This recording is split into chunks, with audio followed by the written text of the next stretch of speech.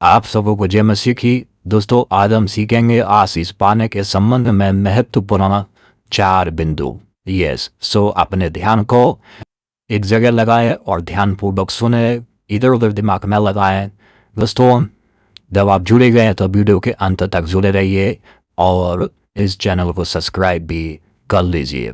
आइए हम 4 बिंदुओं को सीखते हैं। वो 4 बिंदु कौन से हैं जो आशीष पाने के संबंध में? यशायाह 1 अध्याय का 16 पद हम लोग पढ़ेंगे। अपने को धोकर पवित्र करो, मेरी आंखों के सामने से अपने बुरे कामों को दूर करो, भविष्य में बुरा करना छोड़ दो। दोस्तों, सबसे पहला जो बिंदु है वो है, परमेश्वर कहता है कि अपने को धोकर पवित्र करो। अपने को धोकर पवित्र करो मतलब शुद्धिकरण, बुराई से अपने आप को शुद्ध करो, बुरे कामों से शुद्ध करो और बुराइयों को अपने मन से, अपने विचारों से, अपने जीवन से दोस्तों दूर कर देना है। जब ये दूर हो जाएगा, और कहता मेरी आंखों के सामने से बुरे कामों को दूर करो, और भविष्य में बुराई करना छोड़ दो। तो दोस्तों, सबसे पहले जो हो गया व्यक्तिगत सुधार। आप व्यक्तिगत अगर सुधार नहीं करते हैं और अपने आप को बुराई से नहीं करते, बुराइयों में लिप्त, बुरे कामों में लिप्त है, तो दोस्तों आपको आशीष कभी भी नहीं मिल सकती है। परमेश्वर का वचन है कि परमेश्वर को ये जो है बुरी बातें पसंद नहीं आती हैं, तो इनको छोड़ दीजिए। दूसरा जो बिंदु है, भलाई करना सीखो। भलाई करना सीखो, यत्न से न्याय करो, उपद्रव को कुचलो, अनाथों का न्याय झुकाओ, विधवा का मुकदमा लड़ो।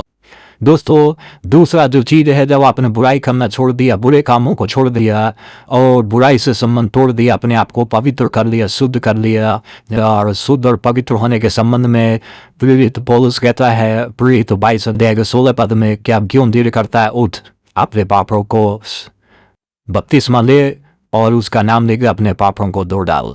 दोस्तों, यहाँ पर जो कहता है भलाई करना सीखो। दोस्तों, भलाई करना सीखो, अच्छे काम करो, भलाई करना सीखो लोगों के साथ, और यत्न से न्याय करो, न्याय की बात बोलो और न्याय करो और हमेशा न्याय पे रहो। उपद्रवों को कुचलो।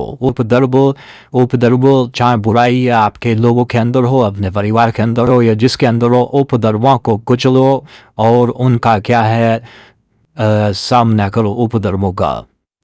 अनाथ का न्याय झुकाओ। अनाथ लोगों को भी दोस्तों न्याय झुकाना है, अनाथ लोगों को भी ध्यान रखना, और विधवा लोगों को जो है मुकदमा लड़ो, यानी विधवा लोगों की ताकत बनो, अनाथों का जो है ध्यान रखो और बुराइयों को कुचलो। दोस्तों, इस प्रकार से दूसरा बिंदु हो जाता है, मतलब कि क्या है, अपने आप को सामाजिक तौर से हम जो है सही करें और दूसरों के लिए आशीष का कारण बने सबसे पहले।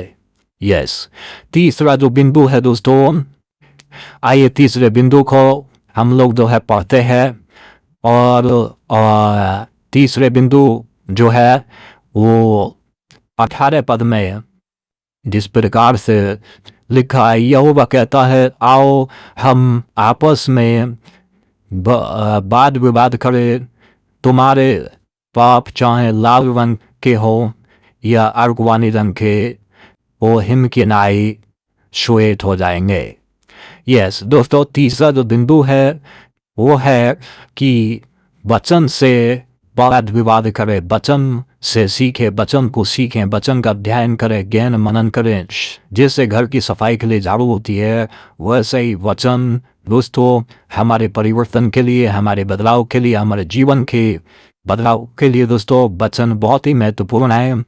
इसलिए वचन से वो कहता, आओ हम आपस में वाद विवाद करें। वाद विवाद करते हैं तो एक बात की, बुराई की, कार्य की जब तक हम पहुंच जाते हैं और हम जान लेते हैं कि किस कारण से, किन कारणों से, किन हालात में ये हुआ। तो दोस्तों वचन को सीखें, वचन पढ़ें, वचन का ध्यान करें।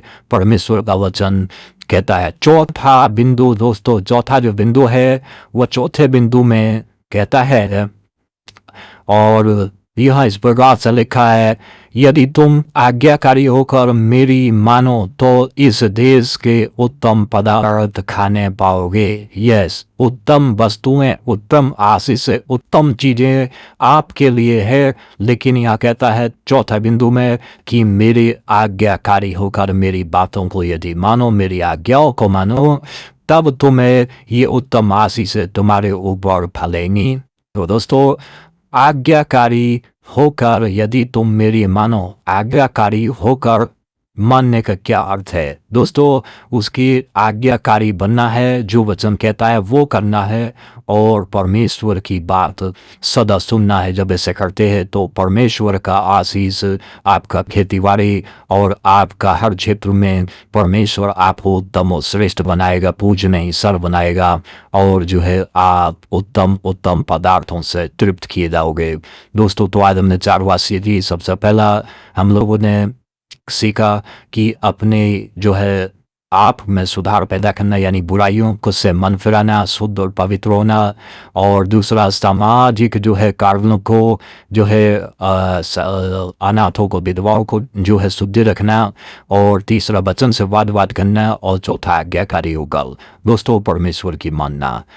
और जब ये करते हैं तो सारी आशीष हमारे ऊपर पलेंगी दोस्तों, और परमेश्वर देगा। हमारे साथ जुड़ने के लिए बहुत धन्यवाद। आज की वचन में इतना ही।